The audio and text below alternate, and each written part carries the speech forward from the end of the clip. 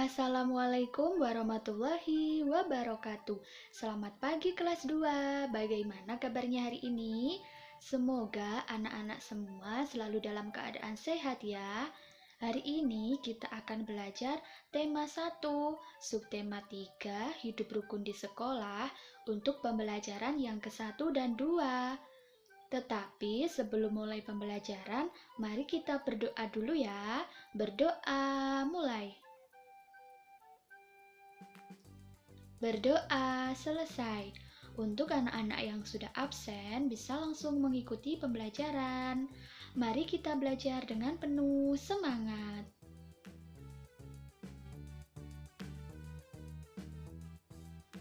Coba anak-anak perhatikan, di sini ada teks bacaan yang berjudul Rukun dengan Teman. Kita baca bersama ya. Hitungan ketiga mulai. 1, 2, 3. Pada saat istirahat, murid-murid kelas 2 bermain di halaman sekolah. Semua terlihat akrab, tidak membeda-bedakan teman satu dengan yang lain.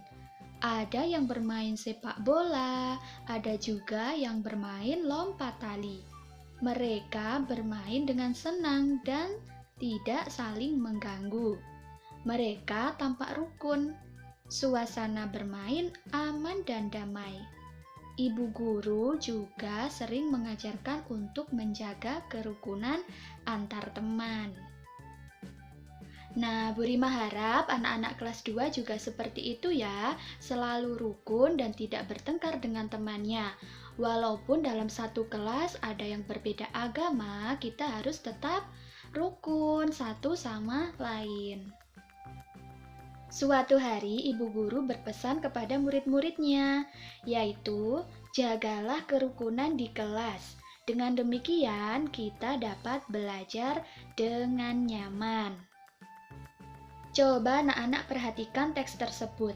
Apakah terdapat kalimat perintah? Jika iya, mana yang termasuk kalimat perintah? Kalimat perintah memiliki ciri-ciri, yaitu kalimat yang isinya menyuruh atau meminta seseorang untuk melaksanakan sesuatu. Dan kalimat perintah juga diakhiri tanda seru. Kalimat perintah juga diucapkan dengan nada yang sopan anak-anak. Coba, yang mana yang termasuk kalimat perintah? Ya, benar. Jagalah kerukunan di kelas. Itu merupakan kalimat perintah. Mengapa demikian? Karena kalimat tersebut memiliki ciri-ciri sesuai dengan kalimat perintah, yaitu berisi menyuruh seseorang melaksanakan sesuatu, diakhiri tanda seru, dan juga diucapkan dengan sopan.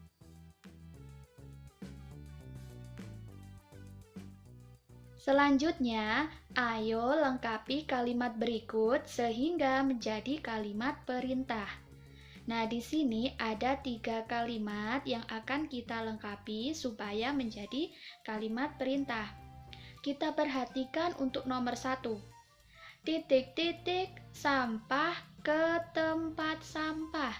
Kira-kira kata apa yang tepat untuk melengkapi kalimat ini? Ya, benar. Sehingga kalimatnya menjadi buanglah sampah ke tempat sampah. Untuk nomor 2, titik-titik pekerjaan rumah. Kira-kira kata apa yang tepat untuk melengkapi kalimat ini sehingga dapat menjadi kalimat perintah?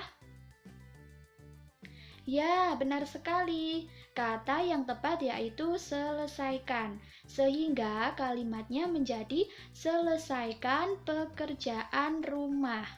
Atau dapat juga kita isi selesaikanlah.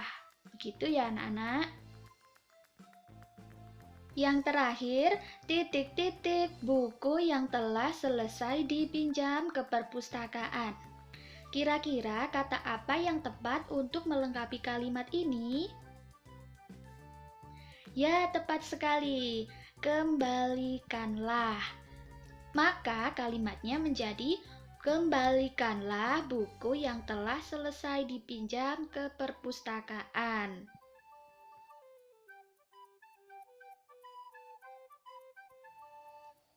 Eksplorasi. Menggambar imajinatif berarti membuat gambar berdasarkan hayalan. Gambar imajinatif termasuk karya dua dimensi. Yang dimaksud berdasarkan hayalan yaitu berdasar angan-angan kita anak-anak, atau yang ada dalam pikiran kita, kita tuangkan dalam bentuk gambar. Nah, itu juga termasuk dinamakan menggambar imajinatif. Coba anak-anak perhatikan gambar imajinatif berikut ini. Di sini ada gambar pemandangan dan juga sekolah.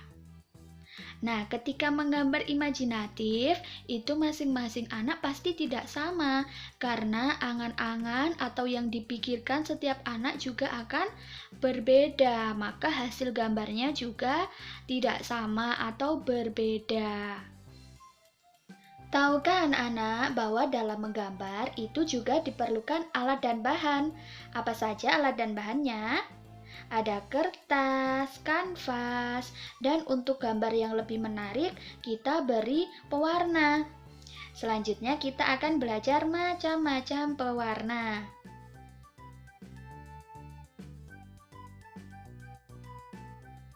Yang pertama ada pensil warna. Pasti anak-anak sudah banyak yang punya ya untuk pensil warna. Nah, pensil warna ini memiliki ujung yang lancip. Dipakai mewarna gambar benda-benda kecil. Untuk kelemahan pemakaian pensil warna yaitu membutuhkan waktu lama dalam pewarnanya dan warna yang dihasilkan juga kurang jelas. Yang kedua, krayon. Krayon memiliki ujung yang lebar anak-anak, jadi mudah dipakai untuk menggambar yang luas, sehingga mewarnainya juga lebih cepat. Namun ketika untuk mewarnai gambar yang kecil, ini krayon sangat sulit. Tetapi warna yang dihasilkan cerah dibandingkan pensil warna.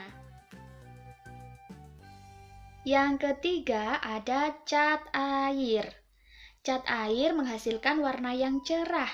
Dibutuhkan air untuk mengencerkan tekstur cat air supaya dapat digunakan. Selain itu, cat air juga membutuhkan kuas untuk mewarnai gambar. Cat air ini biasanya digunakan untuk melukis atau mewarnai lukisan. Yang keempat, spidol. Spidol dapat menghasilkan warna sangat cerah. Kelemahan dari spidol yaitu sulit bila digunakan untuk mewarnai bagian gambar yang luas. Jadi ketika menggunakan spidol untuk mewarnai gambar yang luas itu pasti akan membutuhkan waktu yang lama. Yang lebih tepat untuk gambar yang luas yaitu menggunakan krayon. Baik anak-anak, itu tadi adalah macam-macam pewarna yang dapat kita pakai untuk mewarnai gambar. Jadi ketika kita mewarnai gambar juga menyesuaikan dengan pewarnanya. Ketika gambar atau benda kecil kita lebih sesuai menggunakan pensil warna. Dan ketika untuk mewarna gambar yang luas kita cocoknya pakai krayon. Dan kalau untuk melukis, kita pakai cat air. Kalau untuk yang lebih terang dan gambarnya tidak terlalu luas, kita juga dapat menggunakan spidol.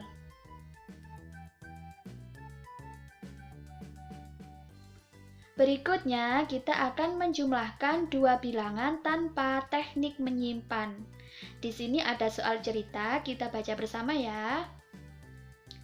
Hari ini bus sekolah mengantar 153 pelajar. Kemarin mengantar 126 pelajar.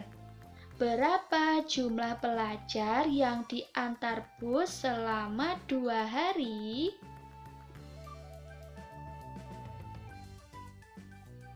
Pertama, kita akan coba dengan cara bersusun panjang. Anak-anak tuliskan dulu bilangan 153 dan di bawahnya diikuti bilangan 126. Lalu kita jabarkan nilai tempatnya masing-masing bilangan. Untuk bilangan 153, kita tuliskan 100 ditambah 50 ditambah 3. Dan untuk bilangan 126 kita tuliskan 100 ditambah 20 ditambah 6. Nah, kalau sudah kita jumlahkan mulai dari yang satuan. 3 ditambah 6 sama dengan 9. Kita tulis. Lalu kita jumlahkan lagi yang puluhan. 0 ditambah 0, kita tulis di sini 0. Lalu 5 ditambah 2, kita tulis berapa? 7. Dan yang terakhir kita jumlahkan bagian yang ratusan. 0 ditambah 0, di sini hasilnya kita tulis 0. Lalu lagi 0 ditambah 0, hasilnya 0. Dan 1 ditambah 1 sama dengan 2. Lalu di sini kita sudah menemukan hasilnya, yaitu 200 ditambah 70 ditambah 9, yaitu 279. Berikutnya kita akan coba cara bersusun pendek.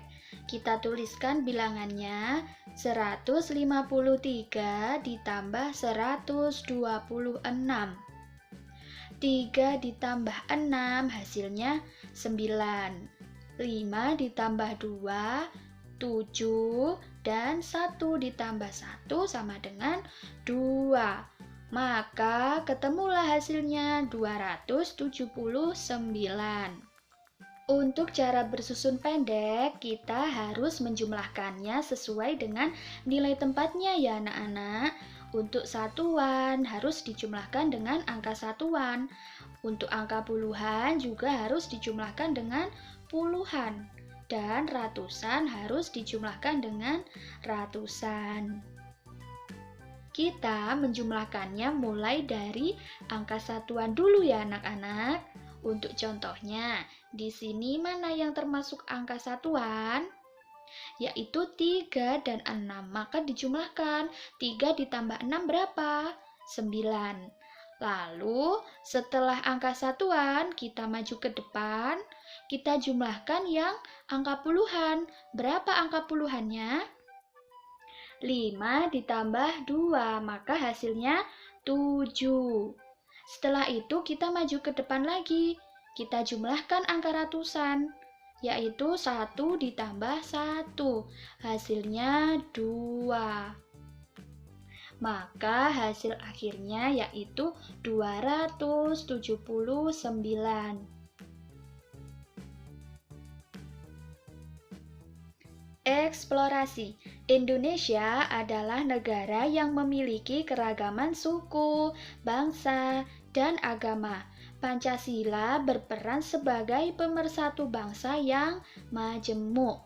Sikap dan perilaku kita sehari-hari berpedoman pada Pancasila, termasuk perilaku kita di sekolah.